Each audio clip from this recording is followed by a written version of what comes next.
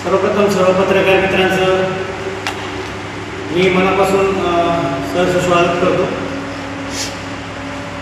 गेली अनेक दिवसापासून आपण सोशल मीडियात किंवा पत्रकार परिषदेमध्ये पाहिलं असेल, दावे प्रतिदावे चालू आहेत। आम्ही मध्ये राजाभाऊ बानकिले असेल, बाळासाहेब बानकिले असतील, मी असेल आणि मनसरचे महाविकास आघाडीचे पदाधिकारी असेल एक दिवसीय धरणे आंदोलनही केले। नगरपंचायत अस्तित्वात आल्यापासून मागील अनेक दिवसापासून जो काय नगरपंचायतचा अंदागोंदी कारभार चालला आहे आणि ठेकेदारांचा जो काय भ्रष्टाचार चालला आहे यावर 2-3 वेळा मी भाष्य केलं।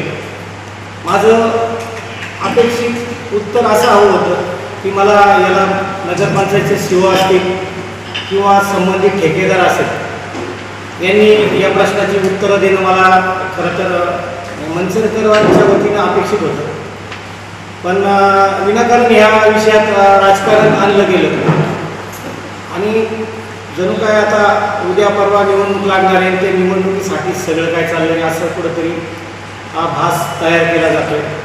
खरं तर अजून मी निवडणूक लढेल नाही लढेल, आरक्षण राहील नाही राहील हा पुढचा भाग आहे, पण मी या मनसर नगर ग्रामपंचायतचे 5 वर्ष पद सांभाळले। मला लोकांनी माझा विश्वास टाकला होता, मला त्या मनसरचा नागरिक असल्याची माझी काही जबाबदारी, ती जबाबदारी मी गेली अनेक वर्षापासून निभावतोय। त्यासाठी मी नगरपंचायतशी गेली 1-1.5 वर्षापासून हे होते। असं काही नाही का निवडणूक आली आज चालू झाले असा कुठलाच भाग नाही। खरं तर नगरपंचायत थोडक्यात सांगतो, नगरपंचायत करण्याचा उद्देश एकच होता की सर्वसामान्यांना चांगलं त्यांचं जीवनमान उंचावं, मनसरच्या बाजारपेठा पुन्हा व्यापाराने खुलाव्यात, हा खरं तर तो नगरपंचायत करण्याचा मेन हे होतं। पण झाले भलतंच, इथं नवीनच ठेकेदारीचं एक पेव सुटलं आहे।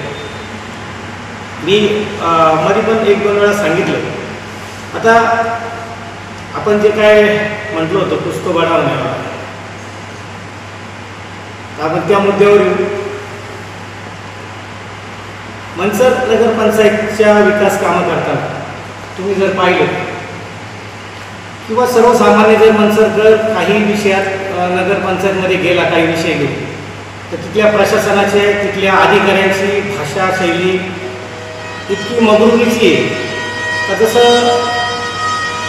त्यांच्या घरातलं काय आपल्याला द्यायचं आहे का असा त्यांचा आविर्भाव असतो। कोणी पट्ट्या कमी करायला जातं, कोणी काय करायला जातं, अतिशय त्यांची वागणूक प्रचंड म्हणजे मानसिकतेला चीड आणणारी असते।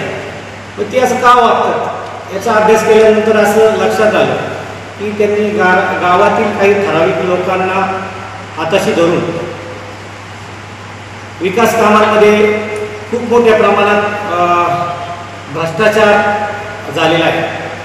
मी पत्रकार परिषद सुरुवात व्हायच्या आधीच पहिले क्लिअर करतो की माझा कुठल्याही विकास कामाला विरोध नाही। निधी ज्यांनी आणला आहे त्यांचं तुम्ही कायम पहा, मी वारंवार कौतुक केले। मग नामदार वळसे पाटील साहेब असतील, खासदार शिवाजीराव दादा आढळराव पाटील असतील, मी या दोघांचं कायम कौतुक केलं। ठीक आहे बा, मनसरकरांची मागणी होती तुम्ही निधी आणला, पण तो निधी आणल्यानंतर ह्या दोन्ही नेत्यांना सुद्धा काही बाबतीत अंधारात ठेवण्यात आले। माझं तर या आपल्या पत्रकार परिषदेच्या माध्यमातून दोन्ही नेत्यांना विनंती असेल तर तुम्ही दोघांनी जर मला वेळ दिला तर मी ही फक्त आता मी 2 ठेकेदारांचे पेपर आणले, असे अनेक पेपर आहेत। हे पेपर मी तुम्हाला दाखवतो आणि मग तुम्ही मला सांगा की बाबा तू दत्ता चुकीचं करतोय की बरोबर करतोय।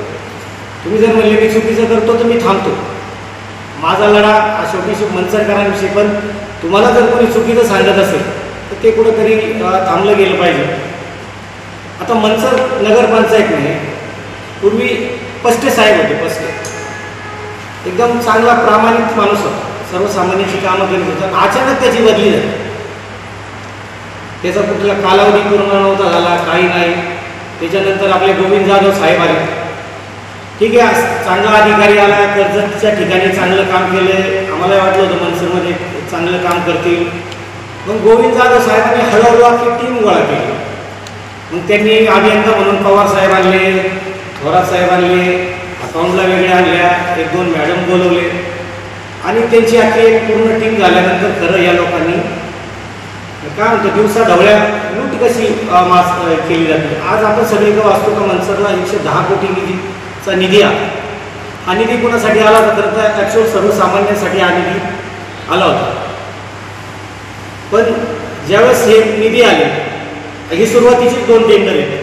या दोन्ही निधीमध्ये जर आपण पाहिलं तर मागील काही दिवसापासून मी लावून धरलेला विषय होता का जुन्या ग्रामपंचायतच्या जागी किंवा आताच्या नगरपंचायतच्या शेजारी 2 इमारती तयार होत्या. त्या 2 इमारतीच्या कामाचा मी साधा विषय फक्त त्यांच्या पुढे घेतला होता. विषय घ्यायचं कारणही ते होतं, कारण जे गाळाधारक आत्ता जे लोक खूप आव्हानतात का आम्ही जाऊन विकास कामं पाहतो, आम्ही ग्रामपंचायतसाठी ते त्या गाळेधारकांसाठी असं करतो, ह्याच लोकांनी पूर्वी ते गाळेधारक बेघर केले आणि आज 9-9 महिने त्या कामाच्या पूर्ण होऊनसुद्धा त्या लोकांना आजही गाळे नाही आहेत आणि वरती त्यांना कुठंतरी चुकीचं मार्गदर्शन केलं जातं का आमचा या गोष्टीला विरोध. त्या गाळेधारकांना पण माझी विनंती आहे, आमचा विरोध विकास कामाला नाहीच. तुम्हाला वेळेत गाळे मिळावे आणि अजूनही काही जे नवीन गावातले होतकरू मुलं असेल त्यांना गाळे मिळावं हीच आमची इच्छा आहे. फक्त ते लेट का झालं यासाठी आम्ही खरं तर हा चालू केलं होतं. पेपर पाहिल्यानंतर आमच्या असं लक्षात आलं की तुम्ही आता कुठलंही काम घ्या, साधारण हा नगरपंचायतच्या शेजारी जे लक्ष्मी रोडला बिल्डिंग आहे, जुनी ग्रामपंचायत होती, त्या ग्रामपंचायत शेजारची इमारत, या इमारतीच्या कामाचा आदेश दिला होता 1-2-2024 रोजी. कामाचा कालावधीची मुदत होती 1-2-2024 ते 30-10-2024 पर्यंत 9 महिन्याची मुदत होती. याची टेंडरची निविदा होती 1,54,00,000 रुपये पहिल्या 2 मजल्याची आणि दुसऱ्याची होती 1,65,00,000 रुपये. अशा 2 इमारतीची 2 टेंडर झाली. याची म्हणजे 9 महिन्याची मुदत असताना ॲक्च्युअल हे काम चांगलं व्हावं असं अपेक्षित होतं. पण झालं काय, CO साहेब नुसते एकटे नाही आले, तर आमच्या मनसरच्या पुढाऱ्यांच्या संगतीने त्यांनी संगमनेर झालं, नाशिक झालं, ह्या भागातून ठेकेदारसुद्धा आले. त्याच्यातलंच हा ठेकेदार आहे बीबी मोरे. या बीबी मोरेनी निविदा भरल्या. निविदा कोणी भरल्या त्यांच्या कामात, तर सुधीर V. कातोरे अशी एक फर्म आहे, एक वळसे पाटील एंटरप्राइजेस आणि एक बीबी मोरे, 3च निविदा आल्या. ही मंडळी लय हुशार आहे. ही काय करतात, जास्त लोकांचे टेंडर येऊ नये म्हणून स्थळपाणी अहवाल कंपल्सरी करतात. स्थळपाणी अहवाल त्या जागेवर जाऊन त्या ठेकेदारांनी जागा पाहिजे किंवा जागा ओके काय आहे, मला काम करताना कुठली अडचण नाही, परत त्यांनी काही अडचण सांगू नये म्हणून ते स्थळपाणी अहवाल देतात. हा स्थळपाणी अहवाल नेमका 3च लोकांना दिला, जी मी आता नाव वाचलं, आणि या 3 लोकांनी ह्या निविदा भरली. हे निविदा भरताना ॲक्च्युअली याची स्पर्धा व्हायला पाहिजे नव्हती. आज तुम्ही फार छोट्या छोट्या ग्रामपंचायतमध्ये पहा किंवा तालुका पातळीवर पहा, देश पातळीवर पहा किंवा जिल्हा पातळीवर पहा किंवा राज्य पातळीवर पहा, कुठली टेंडर प्रक्रिया होताना 15 ते 20% ही मायनस मध्ये बिलोमध्ये भरली जाते. आणि मनसरमध्ये भरताना आता कातोरे म्हणून जे काय आहे त्या कातोरेंनी ही भरली 4% जास्त नाही. वळसे पाटील एंटरप्राइजेसनी भरली 7% जास्त नाही. ठीक आहे, आज ज्याचा ठेकेदाराचा विषय आहे त्याला जास्तमध्ये पाहिजे का कमीमध्ये पाहिजे. पण मोरे बीबी मोरे नावाचे जे काय ठेकेदार आहेत त्यांनी बरोबर 0.0% म्हणजे ज्या रकमेला म्हणजे पहिल्या दोन्ही गाळ्याचं जर तुम्ही पाहिलं तर 3.5 कोटी रुपयाचं टेंडर होतं दोन्ही इमारतीचं. त्या दोन्ही इमारतीचं बीबी मोरेनी टेंडर घेतलं 3.5 कोटी रुपयाला आणि त्या 3.57 कोटी रुपयात ते दोन्ही मजले त्यांनी ते घेतले. म्हणजे त्या ठिकाणी 3.5 कोटीचे जर समजा आपण 20% बिलं काढलं असतं तर कमीत कमी 60 लाख रुपये सर्वसामान्य मनसरकारांची असले असते. माझं नगरपंचायत प्रशासनावर हा पहिला आरोप आहे का तुम्ही या ठेकेदारांच्या संगमताने 20% दिवसाढवळ्या तुम्ही या प्रशासनाच्या निधीची दिवसाढवळ्या लूट केलेली. म्हणजे हे 60 लाख रुपये हे दिवसाढवळ्या त्यांनी चोरी केलेली आहे. ऑन पेपर 0.0% दराने दाखवू. त्याच्यानंतर ठीक आहे बा, त्याला मुदत होती साधारण एक 9 महिन्याची मुदत होती. त्यांनी 30/10/2024 पर्यंत हे काम करणं अपेक्षित होतं. काम करून नगरपंचायत प्रशासनात त्याला म्हणजे कंप्लिशन सर्टिफिकेट घेऊन त्याचा लिलाव होणं अपेक्षित होतं. आणि आज म्हणजे मला वाटतं मे महिना चालू आहे, जवळजवळ 7-8 महिने 9 महिने होत आलेले. आतापर्यंत तिथं कुठल्या तरी व्यावसायिकांचे गाळे चालू होऊन त्यांचा व्यवसाय चालू होणं अपेक्षित होतं. पण तसं तर काही झालं नाही. त्या गाळेवाल्यांना पण वाऱ्यास होतं. पण याच्यात सगळ्यात मोठी एक शोकांतिका आहे. ज्यावेळेस आपण सर्वसामान्य माणूस घर बांधतो, घर बांधताना पहिली प्रोसिजर काय असते?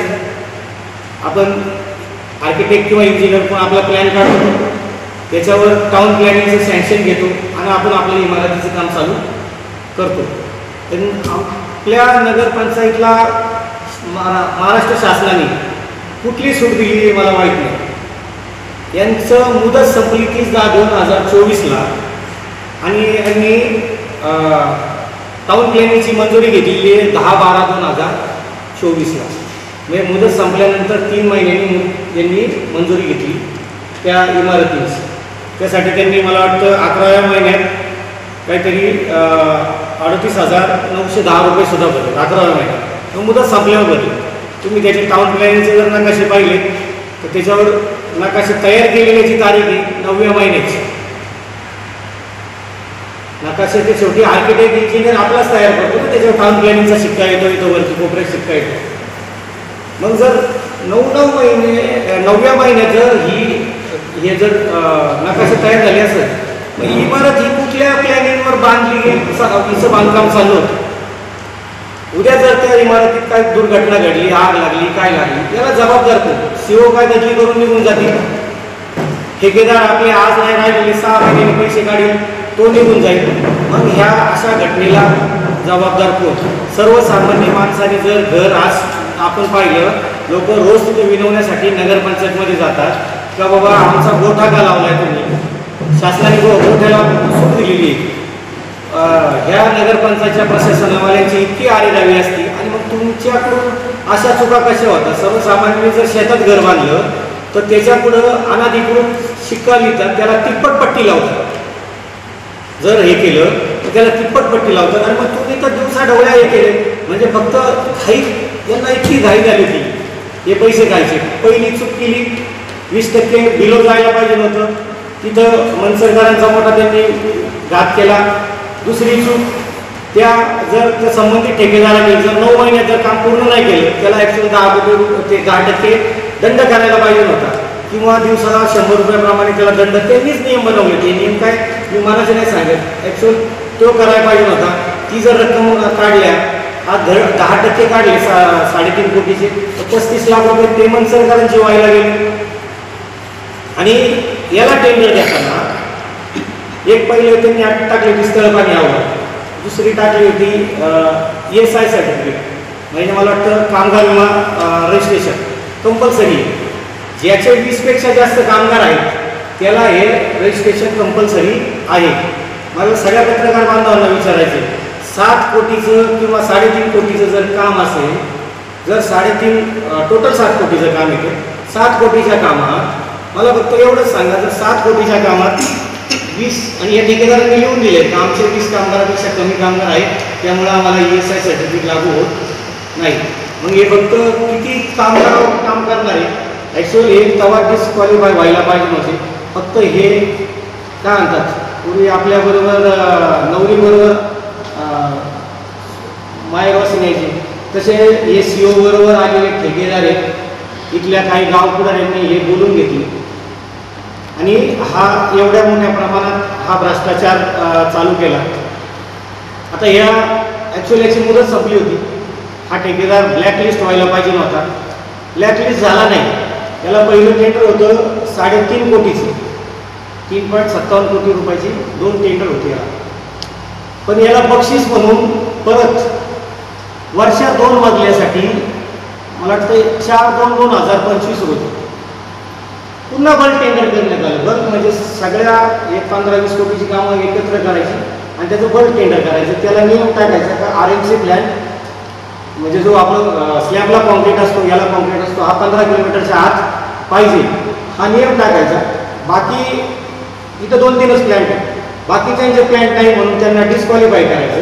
ज्याचा प्लॅन्ट आला म्हणजे जो ठेकेदार याच्यात सँक्शन म्हणजे ज्यांनी भरलं आहे, ज्याचं टेंडर मंजूर केलं, त्याचा प्लॅन्ट अस्तित्वात नाही, तो लिखी देतो BB मोरे का मी माझा प्लॅन्ट जे तिकडे संगमनेर ठिकाणी आहे तो 15 किलोमीटरच्या आतमध्ये 30 दिवसात शिफ्ट करेल. हे नियमवाटी यांच्याच त्यासाठी FDR घेण्यासाठी सांगितलं. मी तुम्ही मागची माहिती पाहिली असेल, फिक्स डिपॉझिट रिसिप्ट म्हणजे आपली FD थोडक्यात.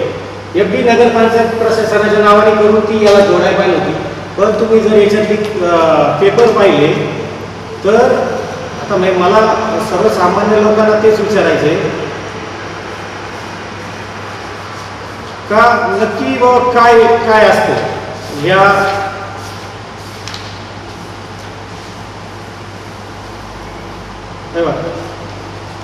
तुम्ही जर बघितलं तर हे असे शेत घेण्यात आले, त्याच्यावर तारीख नाही, काय नाही, असे 3 ठेकेदारांकडून चेक घेण्यात आले. आणि ते जर तो प्लॅन 30 दिवसाच्या आत करू शकला नाही तर 31व्या दिवशी त्याची FD आपण नगरपंचायतला डिझॉल्व करून घ्यायची. म्हणजे पहिले टेंडरमध्ये जर तुम्ही पहिले ते 35 लाख रुपयाची 20% लूट, ही 5-1 लाखाची लूट, गाळे लेट केले, ॲक्च्युअल त्याला तर 30-35 लाखाचा दंड व्हायला पाहिजे नव्हता, ती लूट.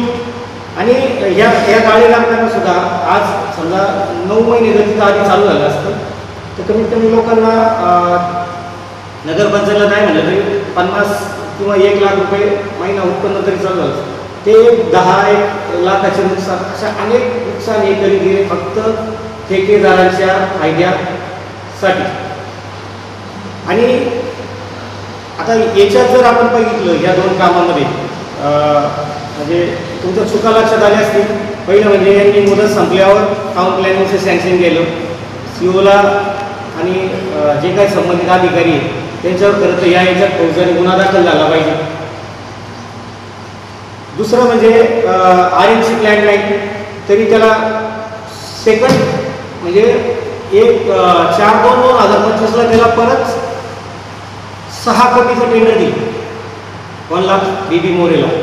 BB मोरे गेला टोटल 10 कोटीच्या घरात. जो संगमनेरवरून अंधन आणला होता त्याला 10 कोटीचं टेंडर दिलं. त्या 10 कोटीच्या टेंडरमध्ये जर आपण समजा 20% बिलो धरले तर 2 कोटी रुपये ते वाचले असते, बरोबर ना?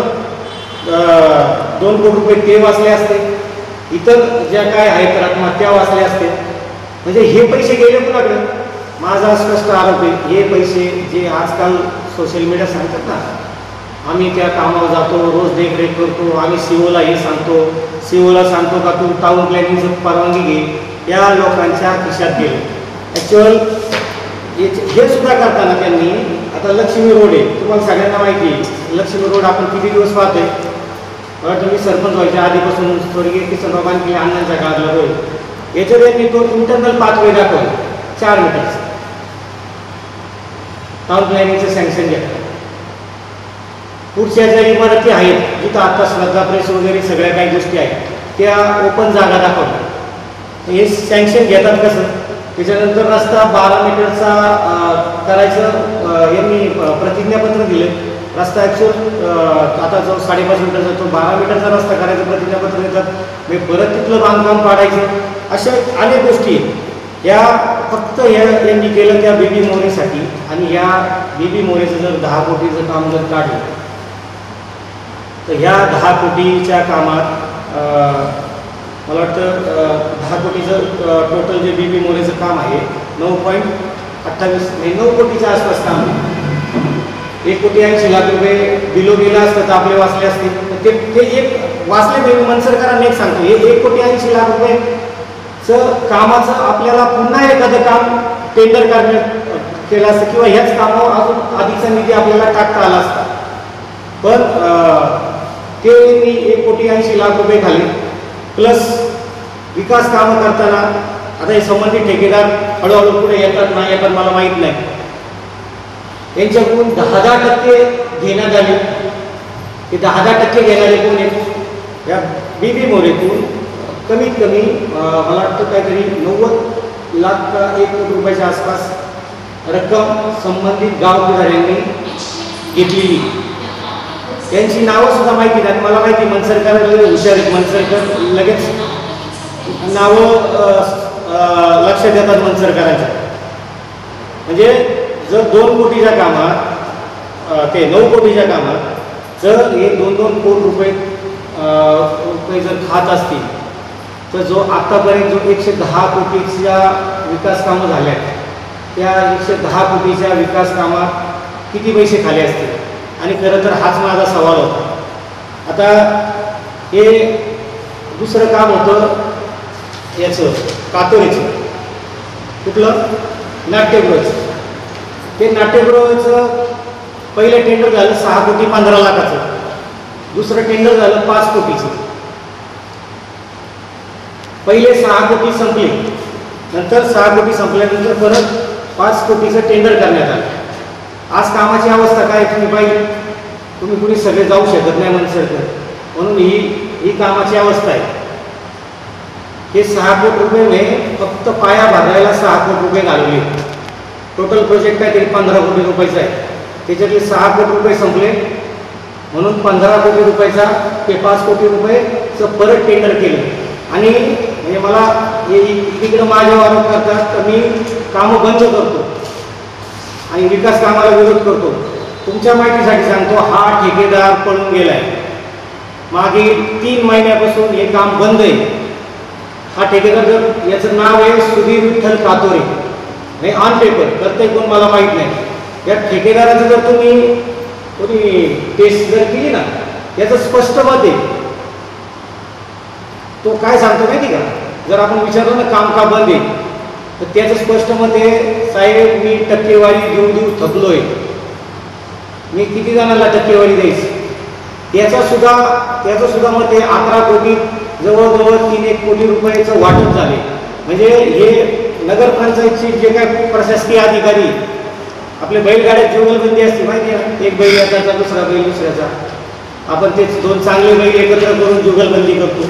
तसं नगरपंचायतमध्ये एक जुगलबंदी, जाधव आणि पवार, इतकी सुसाट जुगलबंदी पडते ना. 11% राजरोसपणे ते ठेकेदारांकडून घेतात.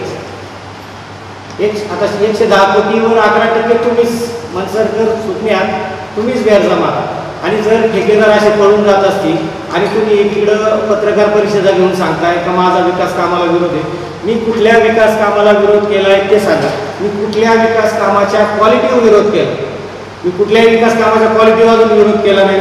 माझं फक्त म्हणणं होतं बल्क टेंडर का केलं, मुदत संपल्यानंतर त्यांना 10% दंड का नाही केला. कारण आज नाही मनसरचे अनेक गाड्यावाले रस्त्यावर जे नगरपंचायतचे 2-2 हजार भाडे भरून जर व्यवसाय करू शकत होते त्यांना आज दुसरीकडे खाजगी जागेत 20-10 हजार रुपये भरून त्यांना व्यवसाय करायला लागतोय.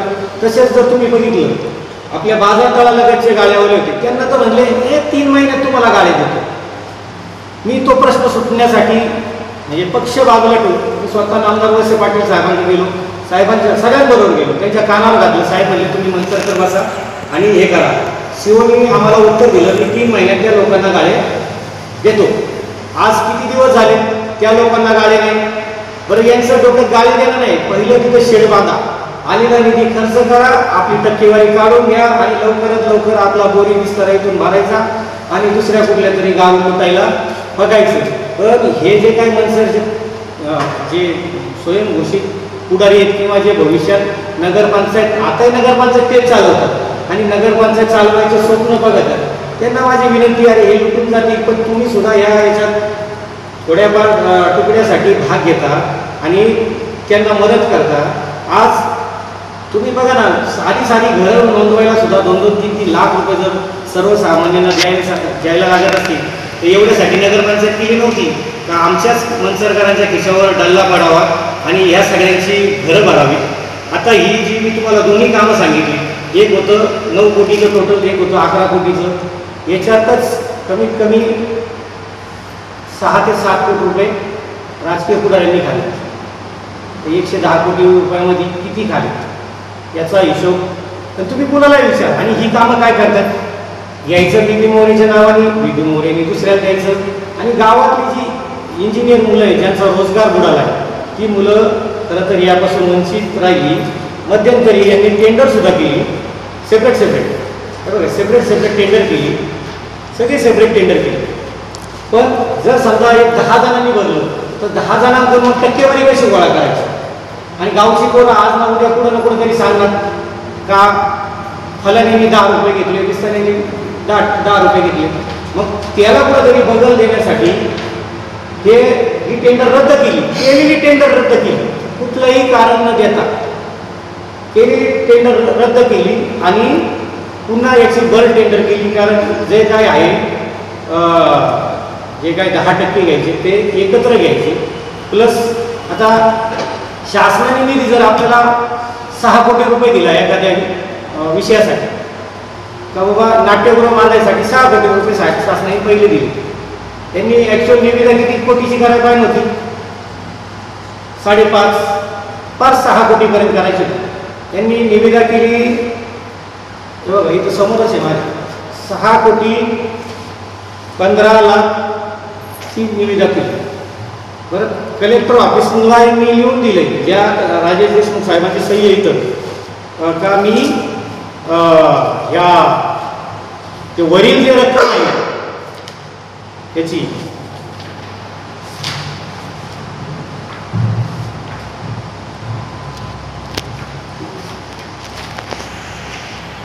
साहेबांनी स्पष्ट लिहून दिलंय का जे वरील रक्कम आहे 15 लाख ही आम्ही नगरपंचायतच्या टॅक्समधून भरू. आणि त्यांनी तसं लिखी लिहून घेतलेले म्हणजे. आणि मला सांगा ना, जर 6 कोटी रुपये निधी आला 15 लाख कोणाच्या खिशात घातली. आणि बरंच ठीक आहे, मान्य केलं असतं 6 कोटी रुपयाचं हे काम पूर्ण होणार असेल, हे काम 15 कोटीचं आहे, मग तुम्ही 6 कोटी 15 लाखाची निविदा केलीच कशी. म्हणजे हा 15 लाखाचा शुद्ध भ्रष्टाचार आहे. प्लस तुम्ही 0.0 मध्येच निविदा, सगळ्या निविदा आतापर्यंत झालेलं प्रत्येक मनसर नगरपंचायतचं टेंडर 110 कोटी रुपयाचं प्रत्येक टेंडर 0.0% दिलंय. म्हणजे 1 रुपया सुद्धा कमीही दिलं नाही. तुम्ही तालुक्यातल्या बारकाल्या ग्रामपंचायतची कामं बघा, हे 5%, 10%, 15%, 20% बिलोनी जातात. आमच्या इथं महात्मा गांधी विद्यालयाचे काम झाले, 27% बिलोनी काम गेले. मग जर ही अशी कामं जर बिलोनी जात होऊन ते पैसे वाचतात कोणाचे, सर्वसामान्यांच्या खिशातलेच वाचतात.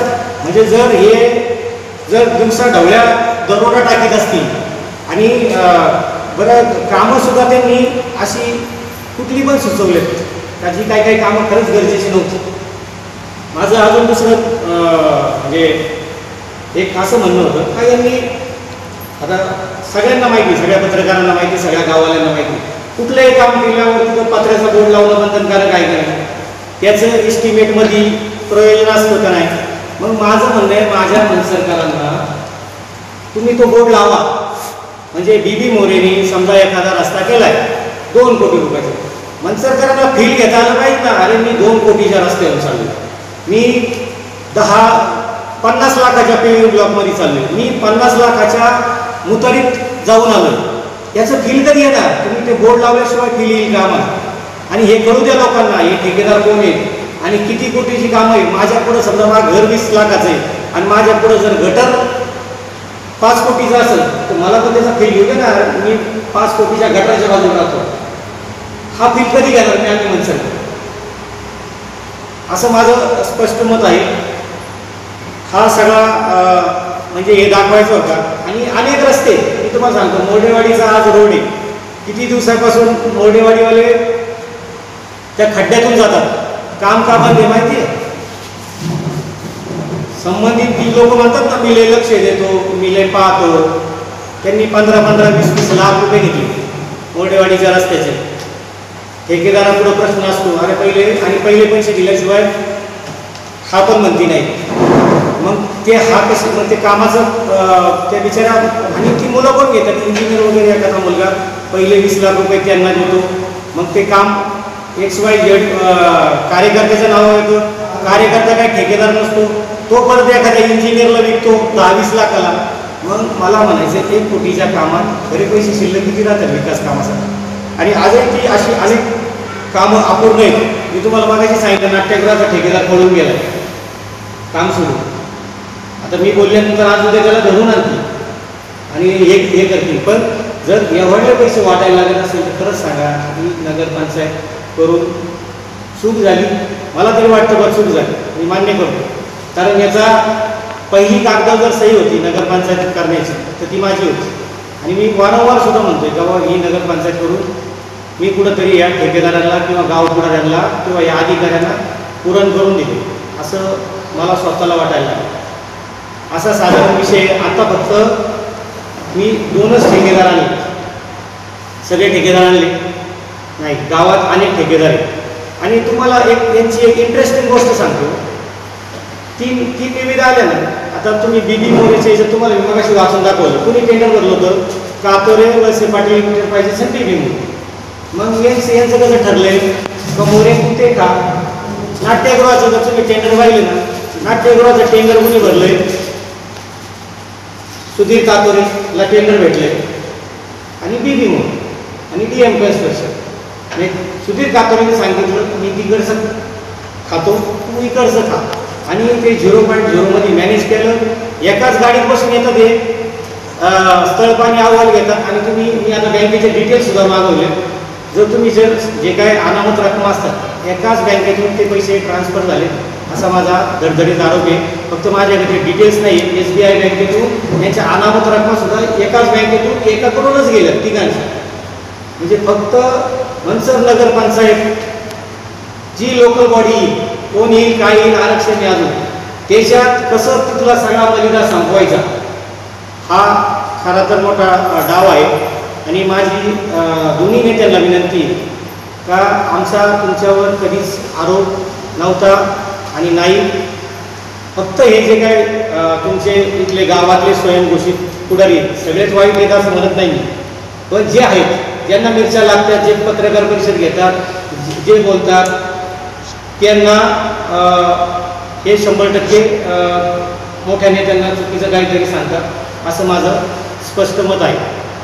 एवढ्यासाठी आपल्याला खरं तर बोलवलं होतं. आणि मी इथं याच्यावर इथं पत्रकार परिषद घेतली, थांबला असा भाग नाही. मी 13 पासून आमरण उपोषण छत्रपती शिवाजी महाराज चौकात चालू करणार आहे. माझी उलट मनसरकरांना विनंती आहे, मी मनसरकरांना याच्यात इन्व्हॉल्व करून एक जनहित याचिका सुद्धा दाखल करणार आहे. टीका लागेल तेव्हा आणि अधिकारी आज बदलून जातील, पण केलेल्या कागदावरची सही आहे ना आयुष्यभर त्यांच्या मागं राहणार. त्यांना काही याच्यातून सुट्टी नाही. असा हा विषय होता. आणि मेन म्हणजे आमरण उपोषण. आणि मी आमचे अंबादास दानवे आहेत विधान परिषद नेते, त्यांच्याशी बोलले. ते 25 तारखेला आपल्या भागात येणार आहे. त्यांनाही ते पेपर दाखवणार आहे आणि त्यांनाही सांगणार आहे का हा मनसरकरांचा आवाज तुम्ही विधान परिषदेत मांडा. नामदार वळसे पाटील साहेबांना सुद्धा सांगणार आहे, साहेब हे असे पेपर आहेत, मी वेळ मागणार आहे दोघांकडून, आढळराव दादा असेल किंवा वळसे पाटील साहेबांचे दोघांकडून वेळ मागणार आहे. हे असे पेपर आहे की मनसरकरांची लुटे. हे काय तुमचे जे काय गावचे काही कार्यकर्ते असतील हे काय तुम्हाला सांगणार नाही का कसं होते. पण मला माहिती आहे तुम्हाला साहजिक कुठल्याही नेत्याला वाईट वाटणार आहे. आपण एवढा निधी आणला आहे सर्वसामान्यांसाठी आणि त्याचं हे काय चाललंय, त्याचं सोशल मीडियात काय आज चालतं असे म्हणजे विषय होते. त्यासाठी खरं तर आपल्याला आज बोलवलं होतं.